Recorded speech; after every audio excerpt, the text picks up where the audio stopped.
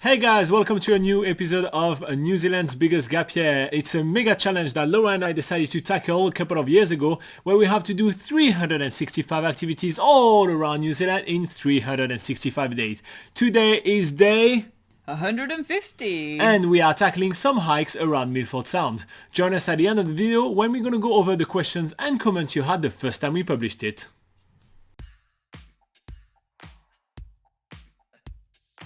This morning we wake up and surprise, surprise, it's raining in Fiordland once again.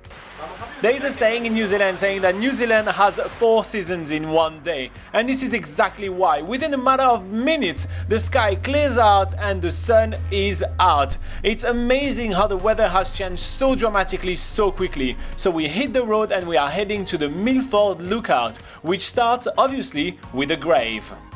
This is the grave of Donald and Elizabeth Sutherland, which were 2 English settlers and were the first one to permanently settle in Milford Sound, despite how remote the sound can be. What are these strange leaves? I think you can eat them. You're not a guide, Robin. So close. So close.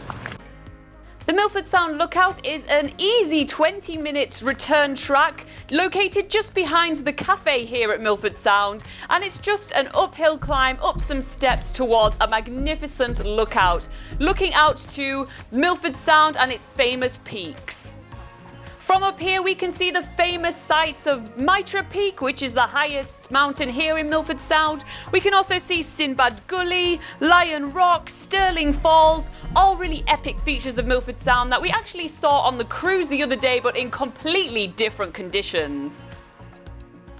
As you saw the other day, we were under the rain in Milford Sound, which made it look completely different with all these amazing waterfalls. I really can't tell which weather I'd prefer though. But anyway, we are now moving on to our second free walk of the day here in Milford Sound, which is the Milford Foreshore walk.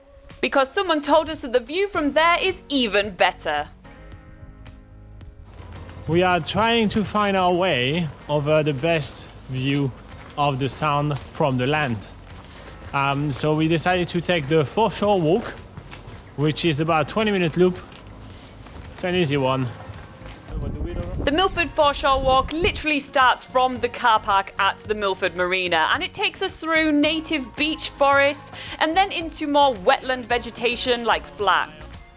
It's another one of those short walks around Milford Sound that has heaps to offer. It's incredible the amount of stuff that you can see in such a short 20-minute walk. There is stunning forest and absolutely gorgeous views. As soon as we arrive in front of Milford Sound, we are struck by the stunning Bowen Falls. It is gushing right now because it has been raining so much in the last few days. And Bowen Fall is very interesting. It's actually the sole source of power for the entire Milford Sound settlement, and it's also the sole source of water for the whole settlement.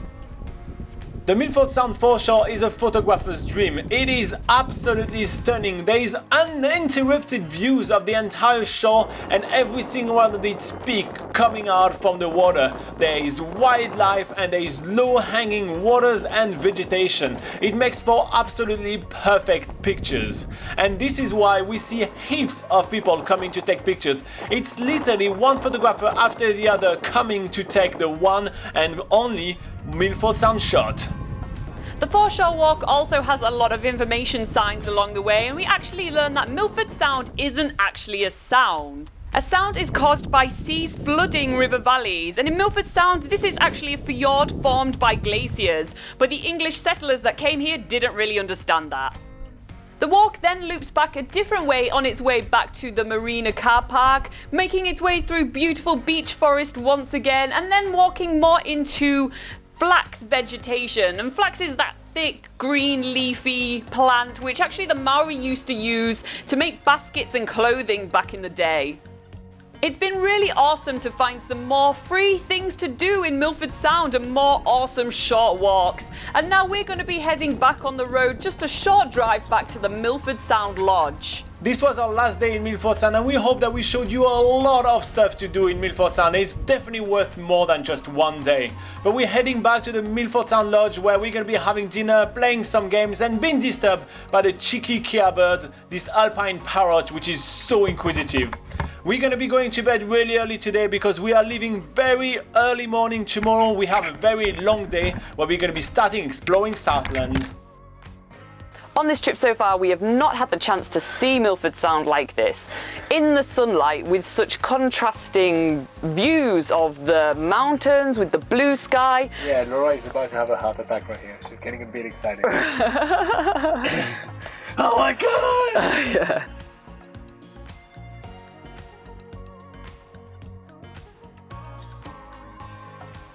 Alright guys, I hope you enjoyed this video. Now let's take a look at some of the questions and the comments that you guys had the first time we published the video. So we have Anna saying, so beautiful. It was indeed. We have Ida Vertlam saying, another one to add to our list. Milford Sound really seems to be a breathtaking whatever the weather. It really is, and we did experience it in all weathers when we were there. We saw the rain. We definitely saw the rain in a couple of episodes ago. Yes. We also have Charlie Sue saying, watching here during the pandemic in 2020. Beautiful scenery of Milford Sound, virtual tours through YouTube. I can feel the calmness of this place. So that's a nice reason to watch. Let's have a look at some more comments. We have Why in the World saying, so not only did my Chinese wife mispronounce Mitre 10, but also, yeah, basically Laura, who's from England and speaks English, also mispronounced Mitre 10. Yes, I have learned how to say it since recording that video, but there's a lot of places we mispronounce in New Zealand. You just have to bear with us, guys.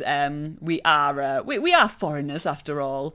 Let's have a look at Cristiano saying, guys, a little help. What month is this video made? I'm planning to get in Milford Sound by the beginning of November. Just wondering, how cold will it be? We are Brazilian, so we need some preparation for cold weather. So November is the month just before summer, so it is starting to get a little warmer in the country, in the South Island, but yeah, it's still very much worth, if you're really used to hot weather, definitely worth taking a jacket and, you know, an extra layer like a hoodie or something. And if you don't end up using it, you can always put it in your day pack. But yeah, be prepared for being a little bit chilly in the bottom of the South Island, where it is colder compared to the rest of New Zealand. So yeah, that's our advice to you, basically. And let's see if we have any more relevant questions. Hi bro, can I go to can I do the cruise in Milford if I haven't booked yet? Do I need to book in advance, or is it all right to buy a ticket over the counter when I arrive? Depends on what season you're coming to New Zealand. If you are going to Mitre 10? No. If you're going to Milford Sound during the winter season, then there is a good chance that you'll be able to book the tour over the counter once you arrive. There's loads of different cruise companies, so although you might not get your first choice, there's probably going to be a cruise with some space available on for you. But if you are traveling in one of the more busy seasons like January and February or December, then it's best to book in advance to make sure that you get the cruise that you want and there is enough space available for the time that you want to do it. And finally, Daniela says, is Mitre Peak possible to climb for free? It's not... I mean, if you have crazy skills and you can do it on your own and you have sort of the mountaineering experience available, then perhaps you can. But accessing Mitre Peak does usually require a helicopter or boat ride to get over to the bottom of the mountain. Or swimming, if you have insane swimming skills. But in short, basically Mitre Peak isn't available to climb for free. There's no free climbing track to go there. You are best to go with a guide, so you'll have to pay, and you'll have to pay for the transport to get there. Alright guys, I hope you found that video useful, and if you want to find more useful information, you can always head to nzpocketguide.com. We have loads of information about travelling Milford Sound and doing all the awesome activities and the walks there as well, so that's the best place to go check out more information. Until our next video, travel awesome!